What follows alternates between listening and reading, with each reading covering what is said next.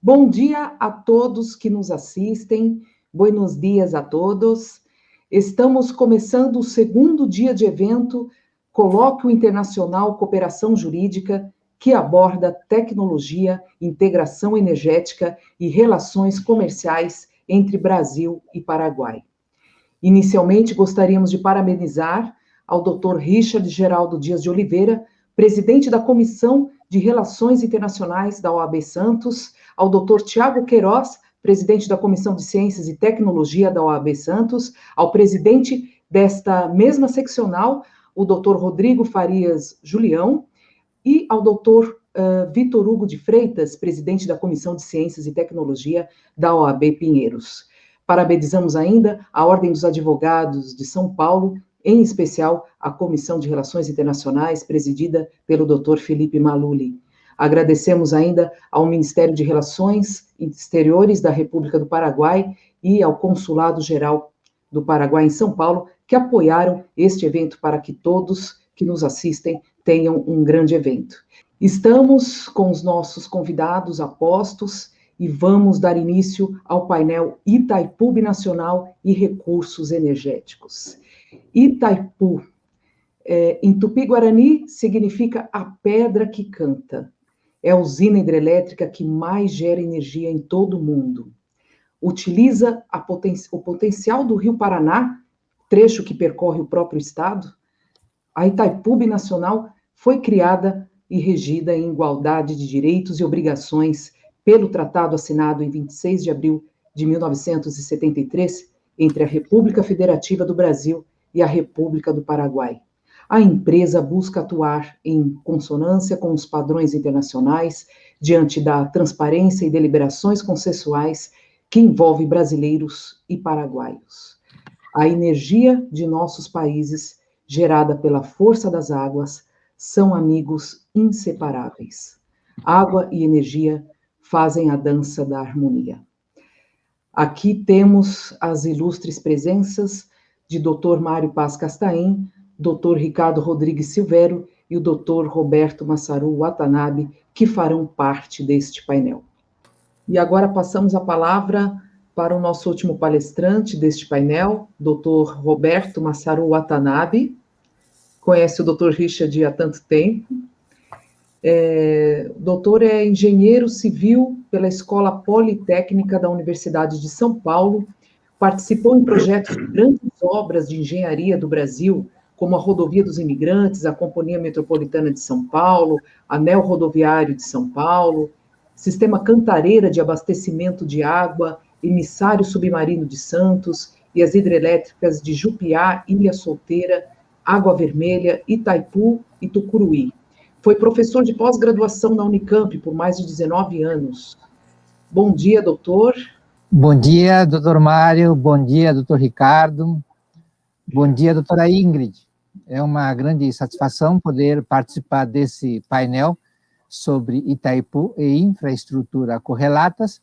Eu quero inicialmente agradecer o doutor Richard pelo convite formulado para que a gente pudesse participar desse painel. E eu vou compartilhar aqui uma tela.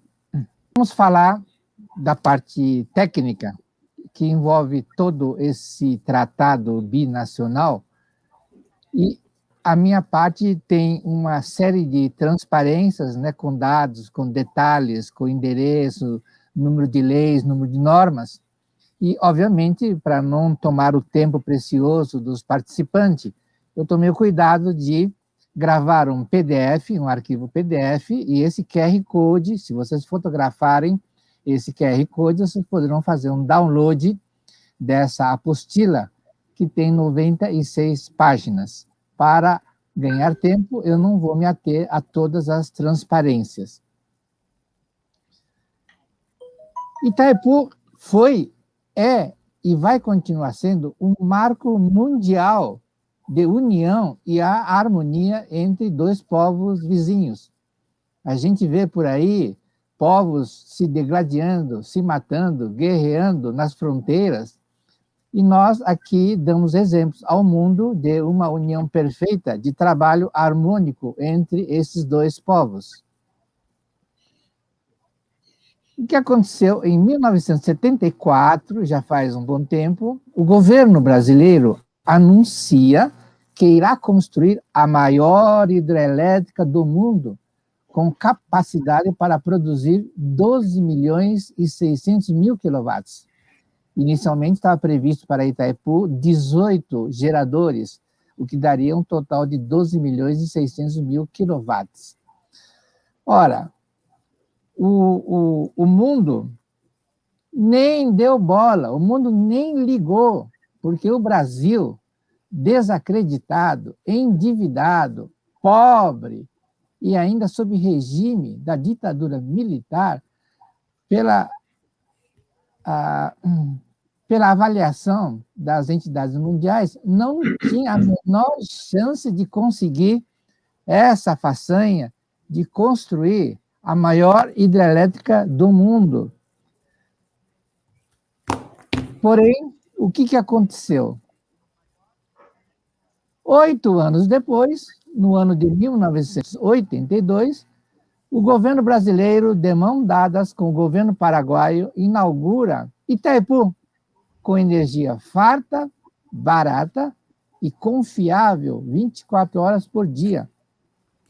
E a essa altura nós tínhamos feito uma revisão no projeto de Itaipu, de 18 passando para 20 geradores, totalizando 14 milhões de quilowatts, a maior do mundo. E existem muitas razões logísticas para que Itaipu ainda hoje continue sendo a maior produtora de energia elétrica do mundo. A China construiu aquela usina chamada Três Gargantas, com um potencial, uma capacidade instalada de 26 milhões de quilowatts. É quase o dobro de Itaipu. Porém, eles não têm a montante dessa usina de Três Gargantas, eles não têm a regularização, não têm represas em quantidade suficiente para fazer a regularização desse rio Yangtze. Então, até hoje, eles não têm água suficiente para produzir os 26 milhões. Então, por incrível que pareça, 3 anos depois, Três Gargantas ainda não conseguiu bater em nenhum instante a produção de Itaipu de 14 milhões de quilowatts. Então, não basta a gente concentrar a atenção na usina em si, mas tem todo um fator relacionado no seu entorno para que essa verdade possa acontecer. Aí você tem uma visão da usina de Itaipu, e, erroneamente, a grande empresa, quando fala de Itaipu, mostra o vertedouro. O vertedouro é por onde a gente deixa escapar o excesso de água, né? E a usina raramente é mostrada. Aí você tem um detalhe, né, de um dos tubos que alimenta a turbina. Esse tubo tem 10,5 metros de diâmetro. Olha o ônibus ali, ó, cabe um ônibus inteiro dentro desse tubo. Imagine quanta água passa num desses tubos aí. Itaipu tem 20 desses tubos. E no detalhe, vocês estão vendo o engenheiro. É um dos 40 mil trabalhadores que construíram Itaipu. Foram 20 mil trabalhadores paraguaios e 20 mil trabalhadores brasileiros. Eu, como engenheiro, fiz o cálculo de diversas partes de Itaipu e tinha ao meu lado um engenheiro paraguaio e trabalhamos lado a lado durante anos para fazer o dimensionamento de certas partes aí de Itaipu.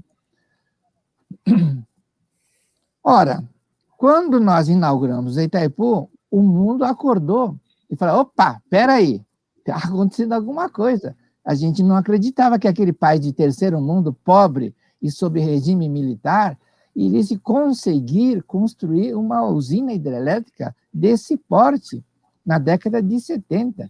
Então, algumas empresas, algumas multinacionais, trataram de arrumar as malas, porque energia elétrica disponível em abundância não existe nem na Europa, nem na Ásia e nem nos Estados Unidos.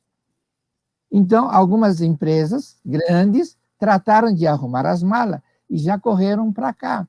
A Honda, a Toyota foram as primeiras que correram, se instalaram aqui na região de Sumaré, na região de Indaiatuba, perto de Campinas. Mas nós não paramos por aí. 2 anos depois, apenas 2 anos depois, em 1984, nós inauguramos Tucuruí, com 8 milhões e 400 mil quilowatts de energia elétrica. A segunda maior, na época, né?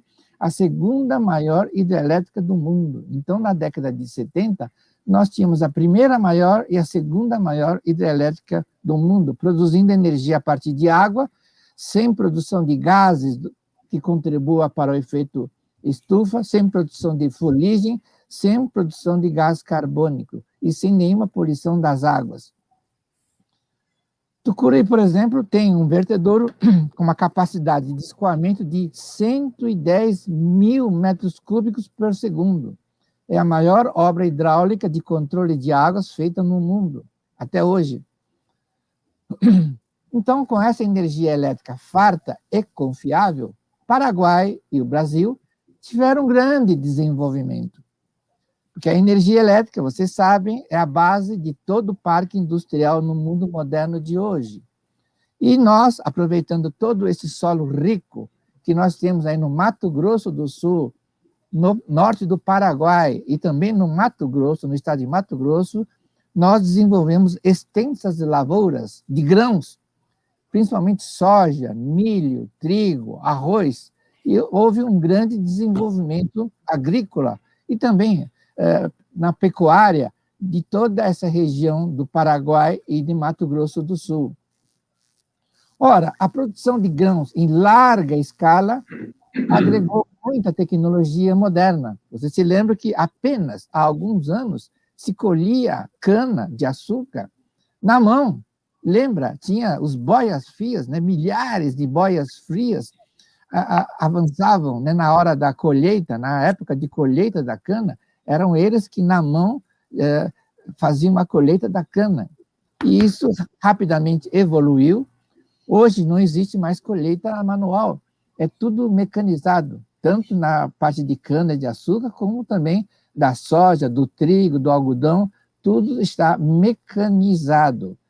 E toda essa produção, em larga escala, ela precisa ser escoada, não adianta plantar e colher, nós precisamos escoar essa produção. E escoar significa exportar. E essa região produtora do Paraguai e do Mato Grosso, o porto mais próximo são o Porto de Santos e o Porto de Paranaguá. Então, como é que acontece o escoamento de toda essa produção por Paranaguá e pelo Porto de Santos? Quais são as formas que nós temos de escoar a produção de grãos? Então, nós temos basicamente 3 formas. Um é por hidrovia, o outro é por rodovia e o outro é por ferrovia. Como é que está a infraestrutura de escoamento de cada um desses meios de transporte aqui na nossa região do Paraguai, Mato Grosso, Paraná e São Paulo? Como é que está essa infraestrutura? Na parte hidroviária, nós temos uma razoável rede hidroviária e praticamente todos os rios, né, o Paranapanema, o Tietê e o próprio Paraná, e do outro lado, o Rio Paraguai, também já estão dotados da infraestrutura bem sinalizada.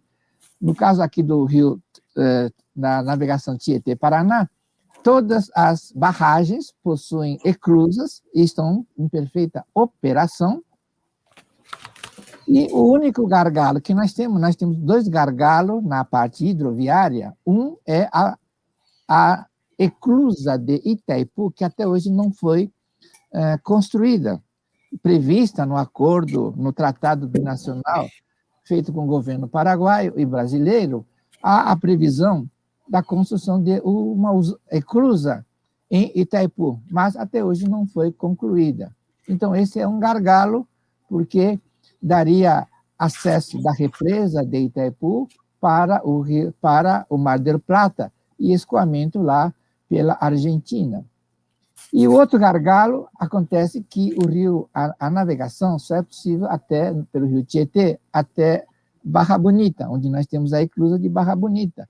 Dali para frente, a ligação com o Porto de Santos tem que ser feita por um outro modal, ou rodoviário ou ferroviário.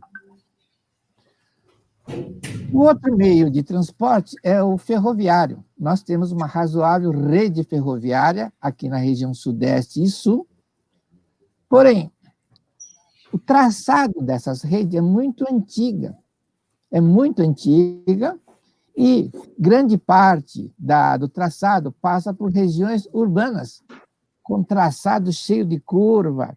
É um traçado que não é operacional, que não permite o desenvolvimento de velocidades adequadas para o transporte de grãos. E tem muitas cidades onde há ainda travessia a nível, né, cruzamento com vias urbanas.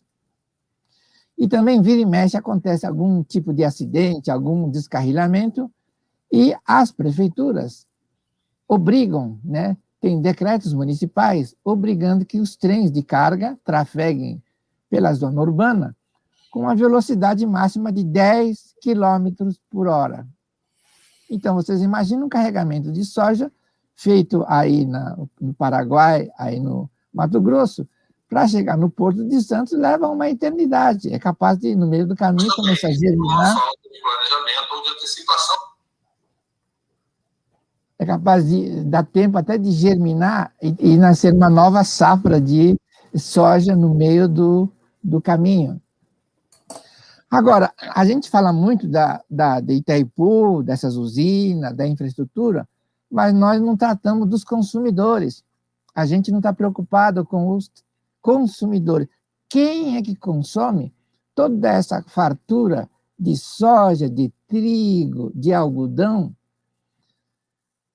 De acordo com estudos da ONU, no ano 2050, portanto, daqui a menos de 30 anos, o mundo terá 9 bilhões de habitantes.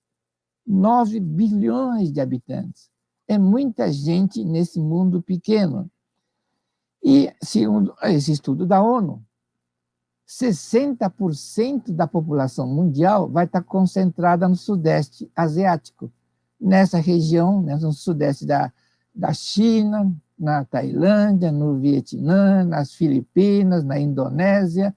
60% da população vai estar concentrada nessa região Sudeste. E aí eu pergunto, o que esse pessoal vai comer? Eles têm condições de plantar a sua própria comida? Infelizmente, naquela região não existem terras planas agriculturáveis. Você vê que as Filipinas, a Indonésia, um monte de ilhas vulcânicas, onde não dá para plantar nada, e o sudeste da China é todo montanhoso, tem aquela cadeia do Himalaia, né? As cadeias mais altas do mundo estão no sudeste da China. E o norte da China é um gelo permanente, são aquelas estepes, né? Onde o solo é congelado, não dá para plantar nada. Então, vocês estão vendo aí o mapa, onde você tem o Trópico de Câncer em cima e o Trópico de Capricórnio embaixo, que é justamente a região, né, a zona tropical, onde é possível fazer plantações de larga escala. Vocês podem ver que, pelo mapa aí, toda a Europa fica fora da zona tropical. Não há condições de produção de alimento em larga escala na Europa. E os Estados Unidos também fica totalmente fora dessa zona tropical. Então, você não consegue ter plantação de alface, cenoura em larga escala nessas regiões onde o clima não é favorável para as hortaliças. Então, vocês podem ver pelo mapa que o Brasil é o único país no mundo situado em zona tropical que possui extensas terras planas, boas, solo fértil e com regime de chuva adequado para a agricultura e para a pecuária. E aí a gente fala assim, se o Brasil pode produzir e o sudeste da Ásia vai consumir, eles estão muito longe. Olha a distância que separa o Brasil do sudeste asiático. Como é que nós vamos transportar toda essa comida para o sudeste? Então, a gente vê que essa saída para o Porto de Santos e para o Porto de Paranaguá, nesse instante é inviável. A nossa infraestrutura de navegação fluvial não está completa, a nossa infraestrutura de transporte ferroviário é antiquada, precisa sofrer uma grande adaptação, e a nossa infraestrutura rodoviária também é precária. Então, nesse instante, seria inviável pensar na exportação por esses portos. Agora, nós estamos acostumados a ver o mundo desse jeito, né? Com as Américas do lado esquerdo, a África no centro e a Ásia do lado direito. Então, eu, como engenheiro, proponho que a gente comece a enxergar o mapa do mundo de um outro enfoque. Veja, colocando as Américas na parte central, nós vamos ter a Ásia do lado direito e também temos outra parte da Ásia no lado esquerdo. E vocês podem ver que, tanto do lado direito como do lado esquerdo, a Ásia se encontra igualmente distante aqui do Brasil. E aí, fazendo um cálculo, né, de Santos a Yokohama, pelo lado direito, passando pelo sul da África, dá 21.600 quilômetros. E do lado esquerdo, partindo, por exemplo, do porto de Arica, lá no Chile, até Yokohama, são 17.800 quilômetros. Então, veja, existe uma diferença de 3.800 quilômetros. É muito mais rápido transportar de navio pelo Oceano Pacífico do que pelo Oceano Atlântico e Oceano Índico. Então, não temos hoje essa rota. Nós precisamos pensar, viabilizar a saída pelo Pacífico. Ora, o que nós temos hoje no lado do Pacífico, próximo à nossa região do Paraguai e Mato Grosso, nós temos o porto de Arica, no norte do Chile, perto do Peru. Nós temos o porto de Iquique e o porto de Antofagasta. São os 3 portos hoje existentes. Porém, analisando como que faríamos essa ligação, né, do Paraguai com Antofagasta, que seria, em distância reta, o porto mais próximo desse núcleo produtor de cereais, nós vamos verificar que os navios de hoje requerem grandes calados para a navegação. Então, grandes navios têm calados grandes. Quanto maior o transportador de grãos, ele tem um calado maior. Então, veja só aí esses navios enormes que tem hoje. Então, até a década de 70, os navios eram pequenos, eles tinham calados de 9 metros, né? Eram barquinhos. Aí, na época do canal do Panamá, eles padronizaram os navios e chamaram esses navios de Panamax, com calados de 12 metros. Mas a navegação marítima continua a progredir e aí lançaram navios maiores chamados pós-Panamax, com 14 metros de calados. Esses navios pós-Panamax não passam no canal de Suez. Só que a indústria naval continua crescendo e lançaram um navio chamado New Panamax, com 15, quase 16 metros de calado. E a China já está lançando um navio chamado Chinamax, com calados de 24 metros. Esses grandes graneleiros, com 24 metros de calado, não entram em nenhum porto brasileiro. Mesmo o Porto de Santos tem um calado de 12 metros. Esses navios não entram no Porto de Santos, muito menos de Paranaguá.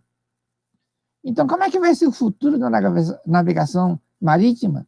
Por onde é que nós iremos escoar a nossa produção de grãos?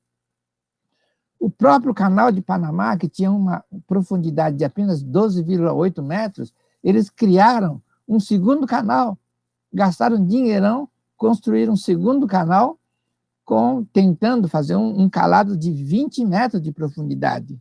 Mas as reclusas do Panamá dependem da água do lago Gatún, e não tem água nesse lago. Então, gastaram dinheirão, construíram o Panamá 2, porém, limitaram o calado em 14,6 metros. Então, os grandes graneleiros não conseguem passar pelo canal do Panamá 2, porque não tem água suficiente no lago para movimentar os navios por essas reclusas. Lembra, são 2 conjuntos de reclusa, um do lado do Pacífico, outro do lado do Atlântico. não tem água suficiente para isso. A China, muito esperta, né? O maior porto, o maior conjunto de porto fica em Xangai, na foz do rio Yangtze, é o maior rio da China. Então, lá tem vários portos, são 5 portos na foz do rio Yangtze, e nenhum deles, como fica na foz de rio, né? A foz de rio é geralmente onde o rio carrega o sedimento e deposita na foz. Então, eles tiveram a coragem de construir um porto em alto mar. Aproveitaram uma ilha, construíram um porto chamado Yangshan, em alto mar, e liga ao continente por uma ponte de 32 quilômetros. Eles tiveram essa ousadia de construir um porto em alto mar. E esse porto Yangshan, ele tem um enorme pátio de container, né? Porque pela logística, o container, você não pode chegar, trazer o container de caminhão e colocar no navio. Tem que ter uma logística. Você não pode colocar embaixo o container que vai ser descarregado no próximo porto. Então, você tem que tirar os containers do navio, colocar os que vão depois embaixo e os que vão sair antes tem que colocar em cima. Então, para poder fazer toda essa movimentação dos containers, chamado logística, você precisa de um pátio muito grande para poder fazer essa manipulação. Então, o porto de Yangshan tem esse pátio enorme. E aí, vamos analisar o que acontece com os portos do Pacífico. Vocês estão vendo que o porto de Arica, ele fica próximo às encostas da Cordilheira dos Andes, e ele não tem uma grande área plana.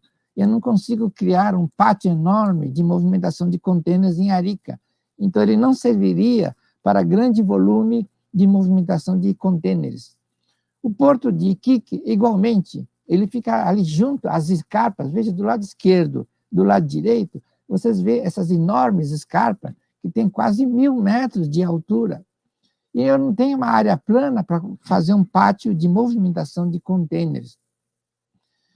E o porto de Antofagasta também, né, além de ter uma urbanização muito grande, eu também não tenho uma grande área plana para poder fazer essa movimentação de contêiner. Então, nenhum dos portos hoje existentes lá no Chile, que ficam próximos da nossa zona produtora do Paraguai e Mato Grosso, nenhum desses portos servem para o futuro, para a grande movimentação de carga de cereais. Então, aonde que nós vamos encontrar uma grande área plana para poder construir este porto? Eu tenho na Baía de Mejillones uma baía, né, fechada, com uma área protegida e uma grande área plana onde eu posso construir um grande pátio de movimentação de contêiner. Seria o local ideal para a construção desse futuro porto. Olha só, e a faixa do platô marítimo, e com apenas 3 quilômetros, eu consigo 50 metros de profundidade.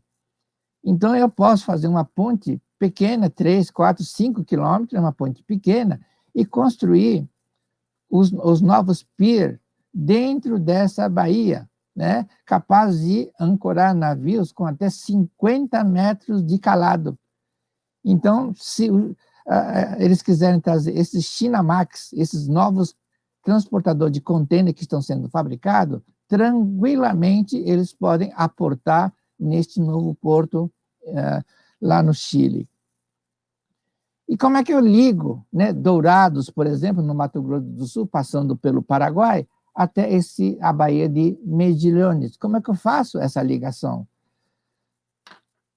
A engenharia diz que o caminho mais curto é a reta, né? Mas não é possível fazer uma reta nós temos no meio do caminho muitos charcos, muitos rios grandes, e também nós temos a Cordilheira dos Andes no meio do caminho, com picos de até 4.000 metros de altitude.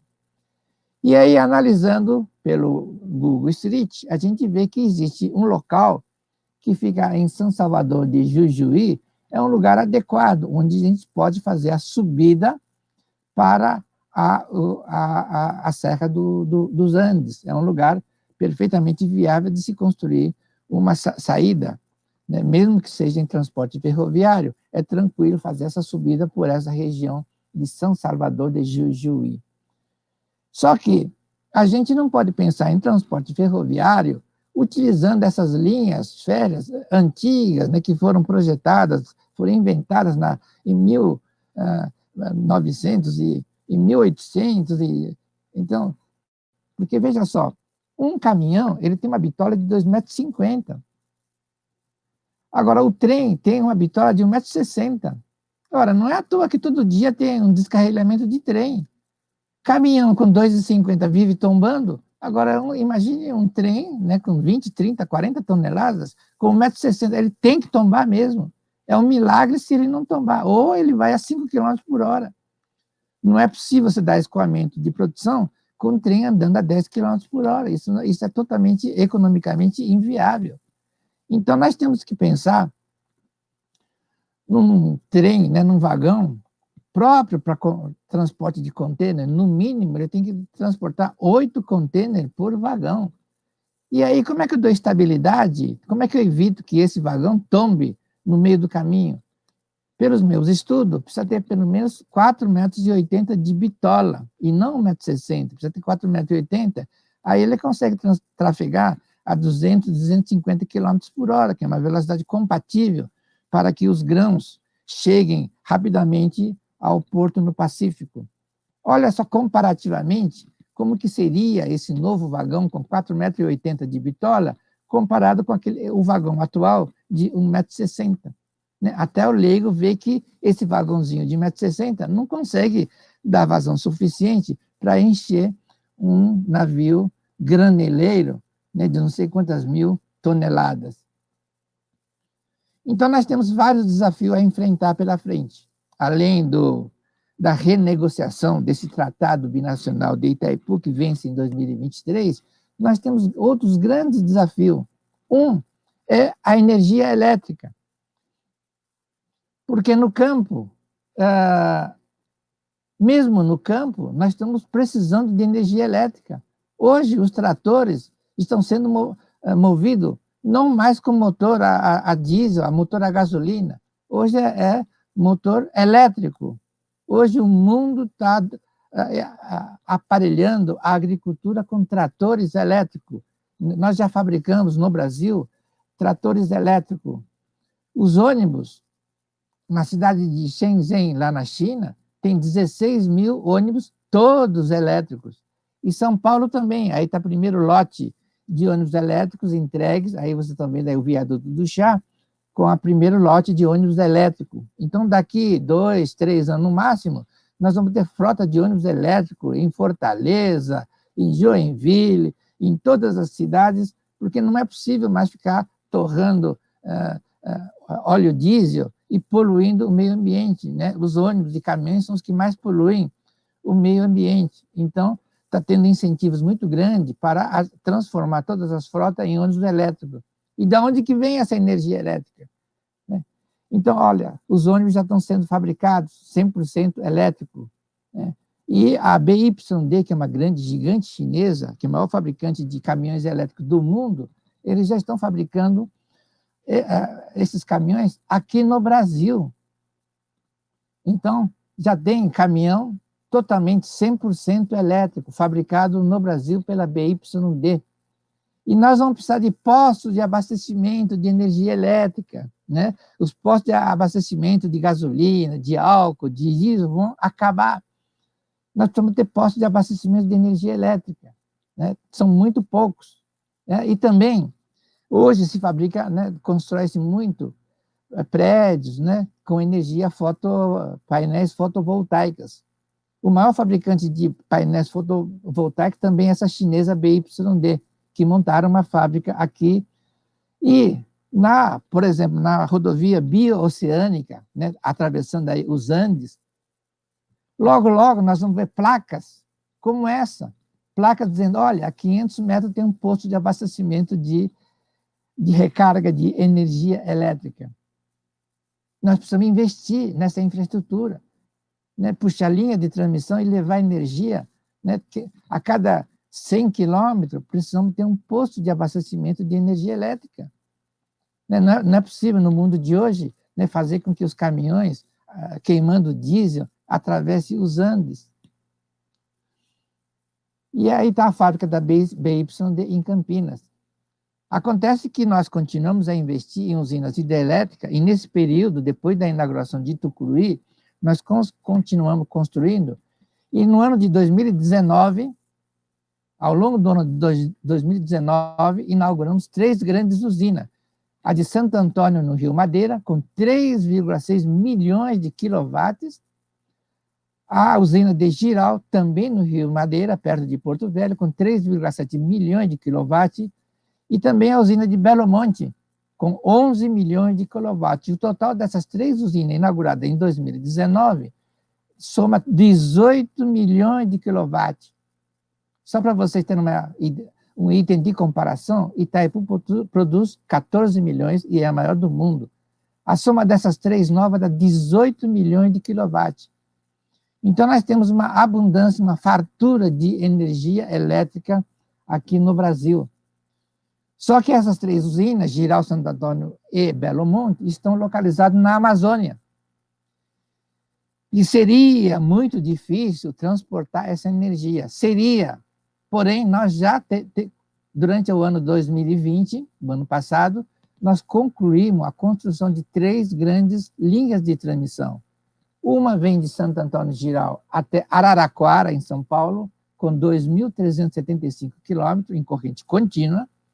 A outra vem de Belo Monte até Estreito, em Minas Gerais, e tem 2.087 quilômetros. E a terceira linha, em corrente contínua, vem de Belo Monte até a cidade de Nova Iguaçu, no Rio de Janeiro.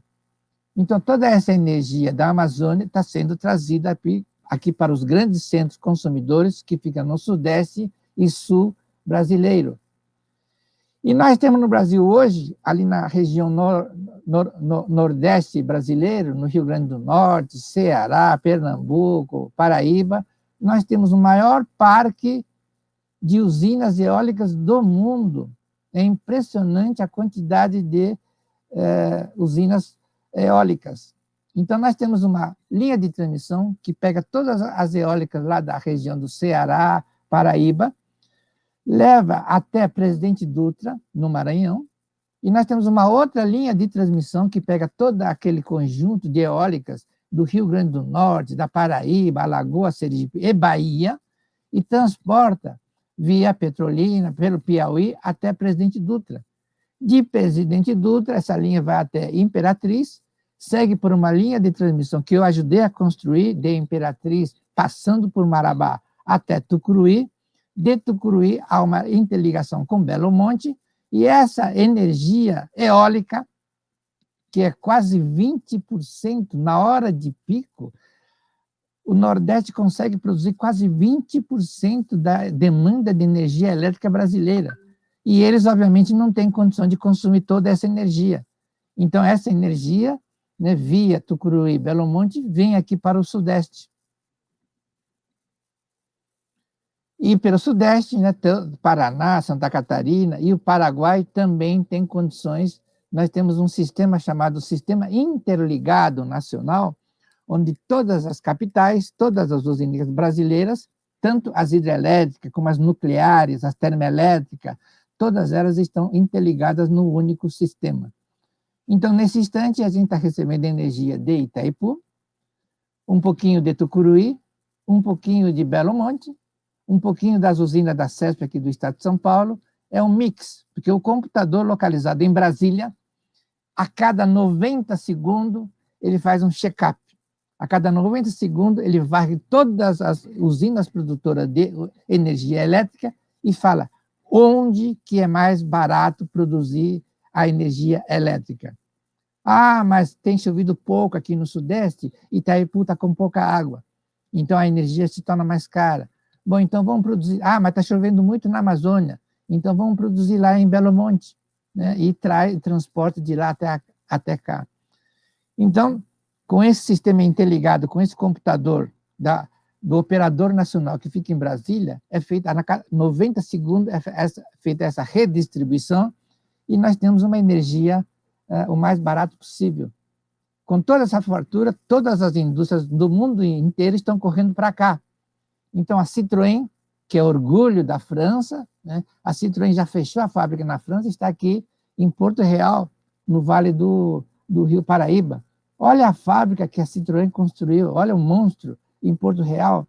A Peugeot, que é outra grande fabricante francesa, também fechou a fábrica lá, e já está também na fotografia eles comemorando 2 milhões de motores produzidos no Brasil.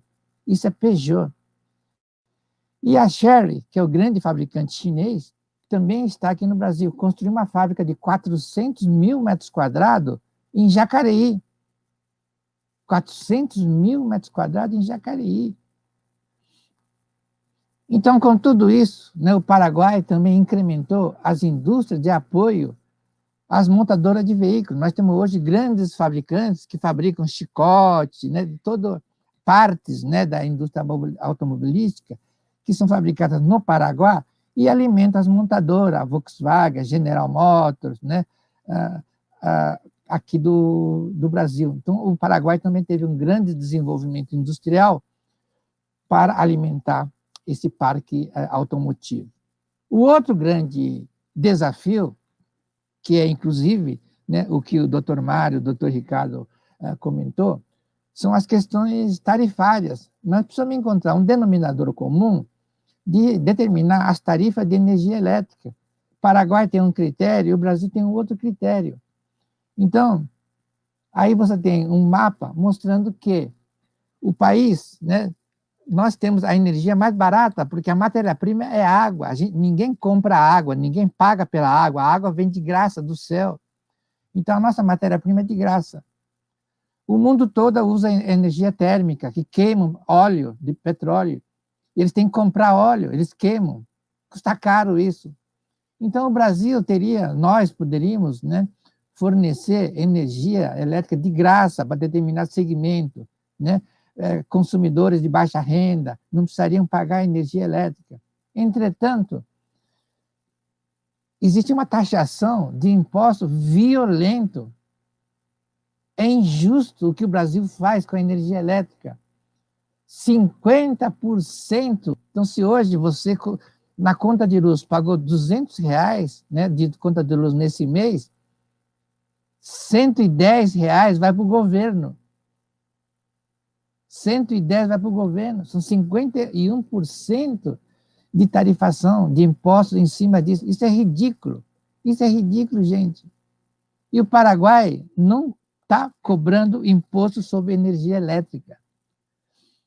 Então, é por isso que está tendo grande desenvolvimento industrial no Paraguai. Então, nós, brasileiros, precisamos rever essa taxação de impostos em cima da energia elétrica. Isso é uma pouca vergonha. O Paraguai fornece energia elétrica sem cobrança de impostos, gente. Então, é para lá que nós temos que levar nossas indústrias.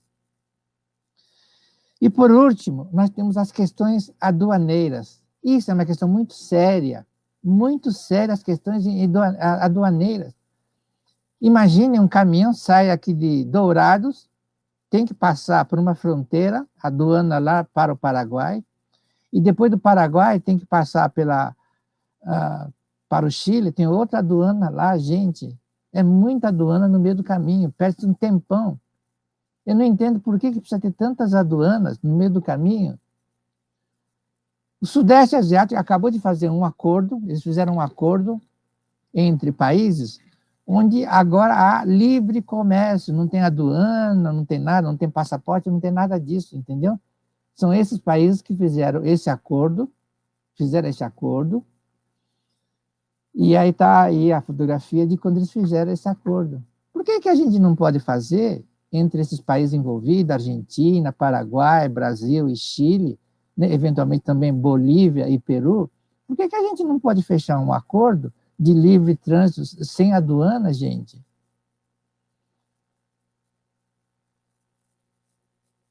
As aduanas, né, essas condições de fronteira, é horrível. Eu sei que hoje é necessário, né? Tem muita ilegalidade, tem muito contrabando, mas nós temos que encontrar outras formas de combater o contrabando, né? E a fuga de impostos, Nós temos que encontrar outras formas. Essa forma de barrar todo mundo, para aí que eu quero ver, cadê nota fiscal e tudo mais, isso é ridículo, gente. Isso só atrasa o desenvolvimento. Os caminhões ficam dias e dias parados para passar nas fronteiras. E não é uma fronteira, são várias fronteiras. Então, isso nós temos que fazer alguma coisa. Vão inaugurar agora uma nova ponte, chamada Ponte da Integração. Eu não entendo por que escolher esse nome integração, porque eu não vejo nada de... É uma nova ponte, ridícula, né? Com uma pista simples.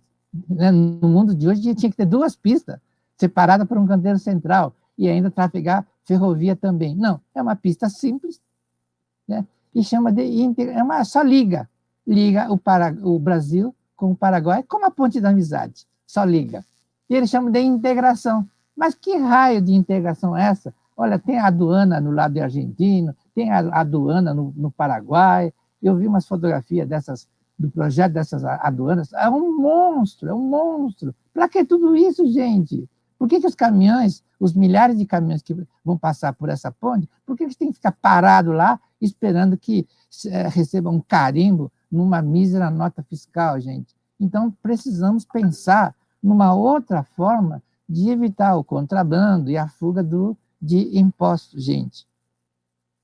Pense a respeito, vamos pensar grande, vamos pensar no consumidor, vamos pensar em resolver tecnicamente todas essas questões e politicamente vamos resolver essas questões tributárias, as questões sociais. Né? Tem milhares de brasileiros trabalhando no Paraguai e tem milhares de paraguaios trabalhando em solo brasileiro.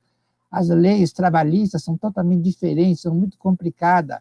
Então, tem muito processo na Justiça do Trabalho. Então, vamos encontrar uma forma mais fácil de trabalhar. Vamos privilegiar a produção, gente. Tem muita gente querendo trabalhar e tem muita gente morrendo de fome, gente. Essas são as questões que eu lanço para a discussão, para esse colóquio. Obrigado pela atenção. Obrigada, doutor, pela riqueza nos detalhes, na exposição. Na realidade, eu só tenho uma dúvida, mas não sei se seria possível responder nesse painel, sobre a questão da solução energética, né, se poderia, por energia escalar, eu digo, variação de campo energético. Não sei se o senhor saberia responder sobre isso.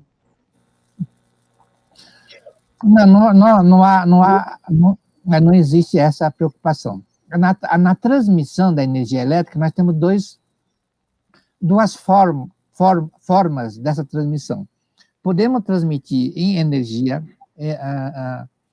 em corrente alternada, e podemos transmitir em corrente contínua. Né? Tecnicamente, são as 2 formas que existem. A forma de transmissão em corrente alternada, ela produz muita corrente de indução.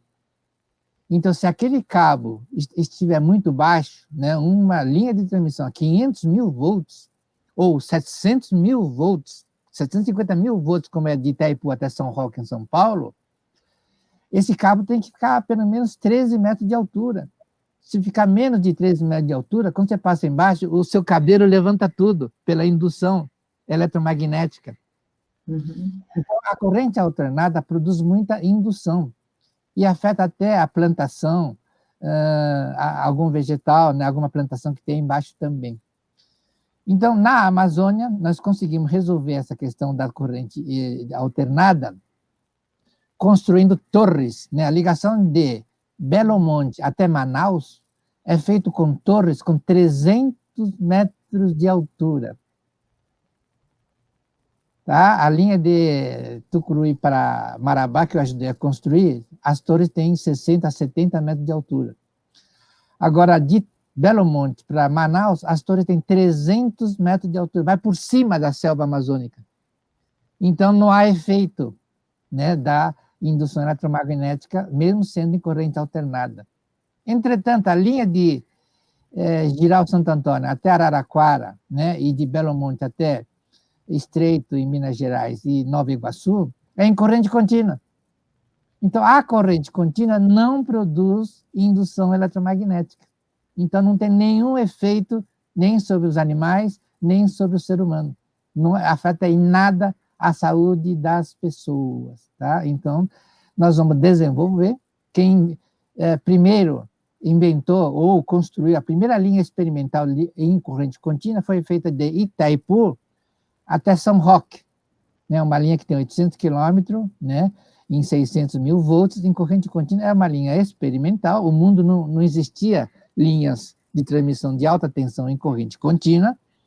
Tivemos muitos problemas que foram, né, descobrindo como é que funciona, as implicações da corrente contínua, e hoje todos esses problemas estão resolvidos. Tanto é que essas novas linhas, né, lá da Amazônia, que tem 2.300 quilômetros, são as linhas mais compridas do mundo, são as 3 em corrente contínua. Então, com relação a isso, doutora Ingrid, pode ficar tranquilo que no futuro todas as transmissões em longa distância serão todas em corrente contínua. Que não afeta a natureza, né? Não afeta nem a natureza, nem a vegetação, nem a floresta, nem os animais e nem nós. Ótimo. Bom, agradecemos, né, a excelente exposição, então, do doutor, nos trazendo diversos detalhes, como também agradecemos os demais doutores, que nos trouxe nesta manhã a riqueza, né, de seus conhecimentos específicos. Agradeço a todos os participantes que nos assistiram neste painel, e nosso evento se segue, né, com o próximo painel que tratará de investimentos, que será abordado temas, né, termos gerais, com o moderador Roberto Caldas e seus representantes do governo do Paraguai. Alguém gostaria de fazer alguma consideração? Ahora estoy primero quería agradecer la brillante exposición del ingeniero Masaru Watanabe. Nos ilustró con mucha precisión el tema de las líneas energéticas, sus impactos en las economías del mundo, incluso dando la razón a una antigua reclamación, digo reivindicación, de la necesidad de un puente multimodal entre Paraguay y Brasil, que es una cuestión fundamental y que es muy necesaria. Pero quiero puntualizar que el tema de la integración regional, para hacer aquel gran complejo de integración energética, no tiene, hoy en el Mercosur está difícil porque está contaminado por las ideologías, está contaminado por aquellos y también por estos efectos de la pandemia global que nos aísla y nos provoca políticas aislacionistas y no integradoras. Bueno, debemos superar este tiempo, debemos proyectarnos hacia la verdadera integración, porque con eso seremos más grandes todos, los más poderosos, porque tenemos magnitudes diferentes de países, y los países más grandes serán más equilibrados, y los países de menor magnitud como los nuestros progresarán y elevarán su condición para una mejor calidad de vida de nuestros pueblos. Esa fue desde luego la creación de la ITECU hace 50 años atrás. Fomentar energía para el desarrollo, energía para producir calidad de vida de los habitantes, fundamentalmente paz y poder regional. Como lo había dicho, nosotros nos anticipamos en los tiempos de los bloques regionales, con la integración bilateral, produciendo hechos concretos que unan a nuestros pueblos. Yo por eso felicito estos eventos, porque nos permiten transmitir estas políticas internacionales y globales que son las que deben apuntar a una mayor cooperación y a una mayor solidaridad internacional. Perfeito. Eu entendo, né, a palavra integração. Integração significa que bom, seja bem-vindo, venha. Agora, você coloca uma aduana no meio do caminho e fala assim, espera aí, você não pode entrar aqui. Mas que integração é essa, então, se você fica colocando barreiras na fronteira? Fala, não, aqui você não pode entrar. Espera aí, que eu vou examinar a sua documentação. Tá? Então, nós temos que encontrar outras formas, né, de controlar o contrabando, na evasão de divisa, e não por esse sistema de aduanas. Nós temos que evoluir nesse aspecto, né? Eu sonho, eu estou com 74 anos de idade.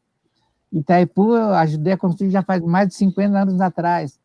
Mas eu sonho com esse futuro, que um dia possamos estar perfeitamente integrados, né? Seja uruguaio, brasileiros, paraguaios, argentinos, né, e chilenos, estamos todos integrados, gente. Tá? Nós precisamos buscar essa integração, precisamos evoluir na conversação, né, e resolver essas questões trabalhistas, que são muito complicadas, né? Vamos tentar equacionar tudo isso e vamos resolver tudo isso e vamos buscar essa verdadeira integração desses nossos países.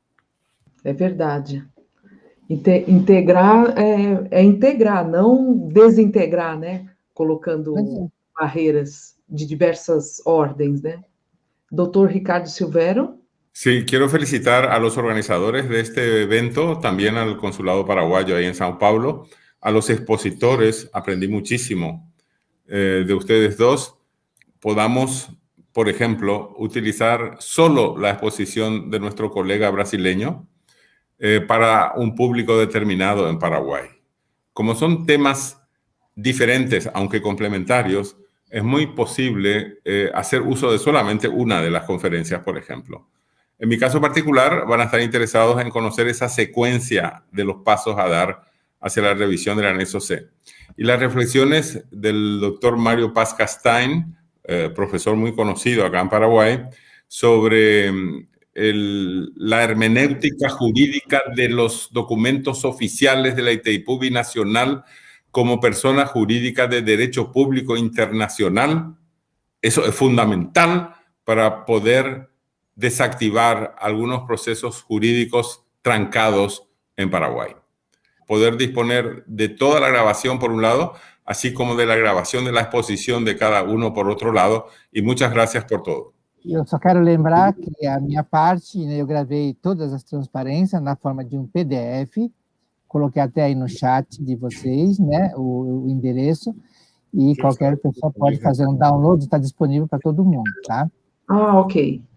Obrigado pela oportunidade de hoje, até a próxima.